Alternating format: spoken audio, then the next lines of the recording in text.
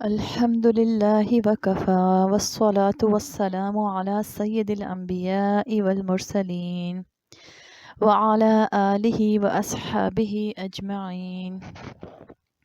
أما بعد فأعوذ بالله من الشيطان الرجيم. بسم الله الرحمن الرحيم. رب زدني علما وعملا. السلام علیکم ورحمۃ اللہ وبرکاتہ۔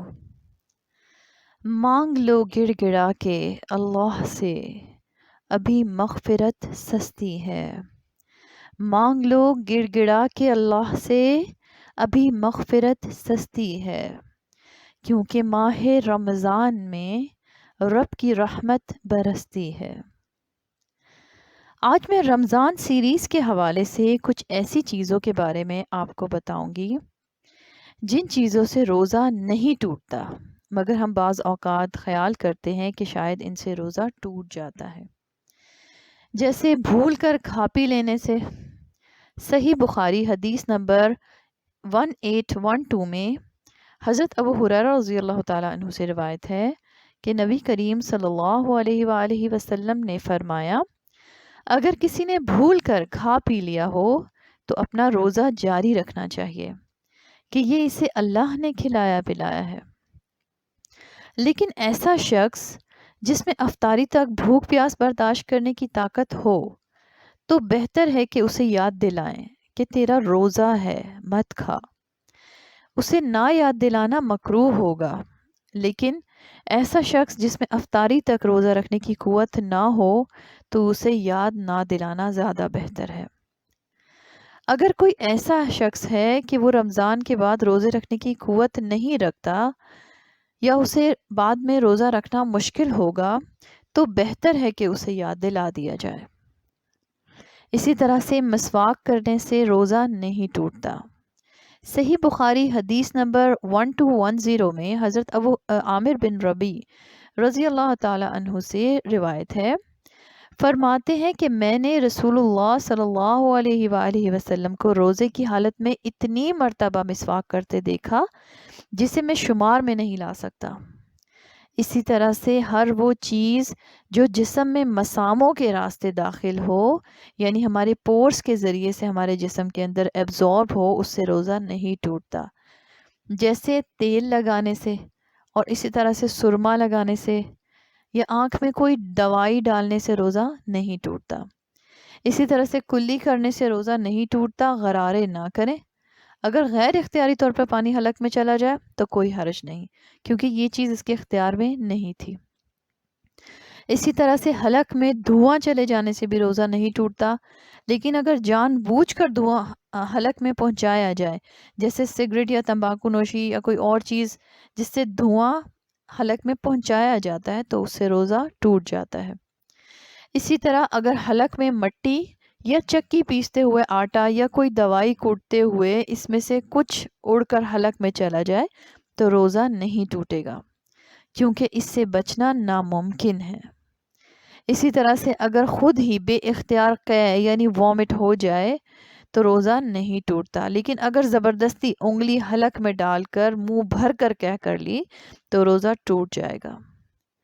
اسی طرح سے اگر کسی نے تل کے برابر کوئی چیز منہ میں ڈال کر چبا لی، وہ منہ میں پھیل گئی مگر حلق میں کوئی ذائقہ محسوس نہ ہوا تو روزہ نہ ٹوٹے گا، لیکن اگر وہ پھیل گیا اور ذائقہ بھی محسوس ہوا تب روزہ ٹوٹ جاتا ہے اور اس کی قضا بھی لازم ہے۔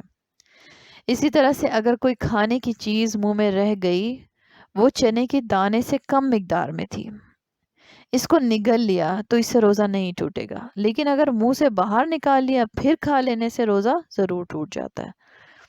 اسی طرح سے اگر دانتوں یا منہ کے اندرونی حصے میں سے خون نکل رہا ہو اور حلق میں چلا جائے تو روزہ نہیں ٹوٹتا، لیکن اگر خون نکلا تھا اور اس کا ذائقہ بھی حلق میں محسوس ہوا اور خون منہ میں تھوک کی مقدار سے زیادہ تھا تو پھر روزہ فاسد ہو جائے گا۔ اسی طرح سے لپسٹک یا چپسٹک لگانے سے روزہ نہیں ٹوٹتا۔ اسی طرح سے ڈرپ لگانے سے یا انسولین لگانے سے بھی روزہ نہیں ٹوٹتا۔ بال کاٹنے سے یا ناخن تراشنے سے بھی روزے پر کوئی اثر نہیں پڑتا۔